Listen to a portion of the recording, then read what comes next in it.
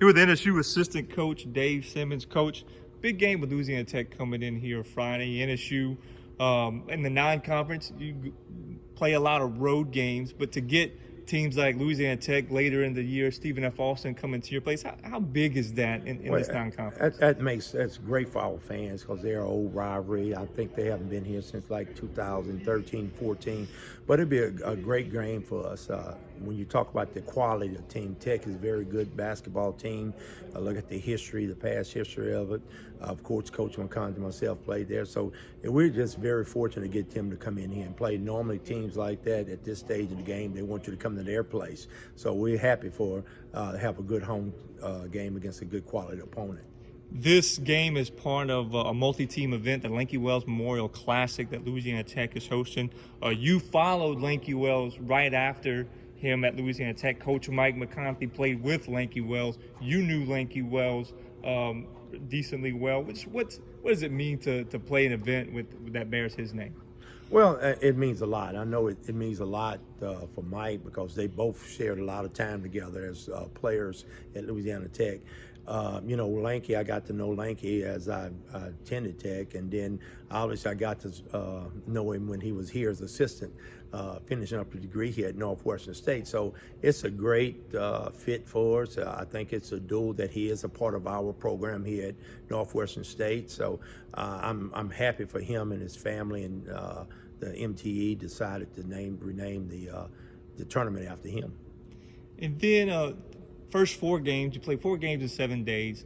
It doesn't allow for really any practice time. You've had a couple of practice sessions now ahead of Friday's game against Louisiana Tech. When this staff kind of breathes and looks at this first 4 and gets to be back on the practice floor, which were some of the things that go through your mind or that you see? Well, the biggest thing is for kids, to relax. It's a marathon. It's not a sprint, and we just want to improve each game from the last game. Obviously, our last performance wasn't very good, and again, we're looking to find out why we didn't play as well. Obviously, it's a lot of toll when you play 4 games in 7 days, but we put the schedule together, and it's going to be, we needed some mental toughness, and it was a great game for us, and obviously we didn't come out like we wanted to, but I think it's going to help us down the line. It's been in a tough situation. This team certainly did play well at Oklahoma, down by 3 at halftime. Tulsa took the lead with 4 minutes left. Handled business against champion Christian here. Just what are some of those, when you look at what this team has accomplished so far, especially when you're blending the newcomers with a core group of veterans, how do you feel like that mix has gone so far? So far, like we said, we stumble at SMU, and the thing what you hope for is trying to create some chemistry. And I think those trips, the Oklahoma, the Tulsa trips, we taught a lot about a lot of kids. With COVID last year, some of those kids you couldn't even see play.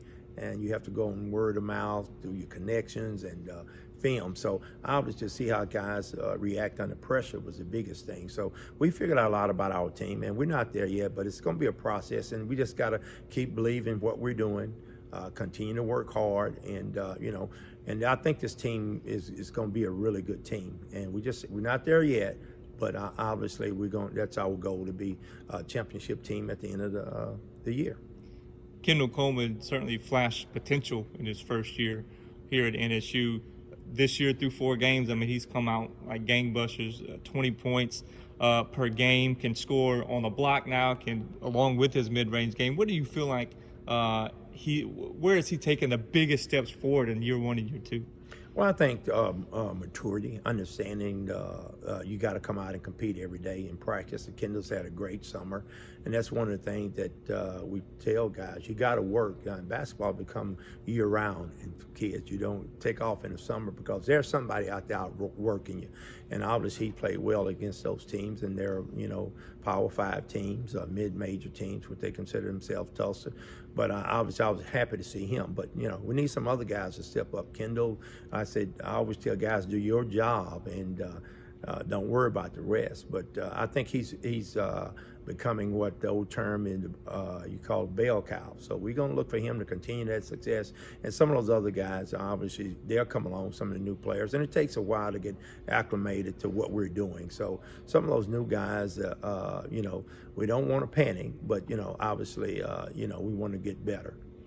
Brian White, he's played a lot of minutes at the point guard spot, but this is the first year where he was going to be the guy, the starter. With it's lots of assists to a low turnover rate for the offense in general.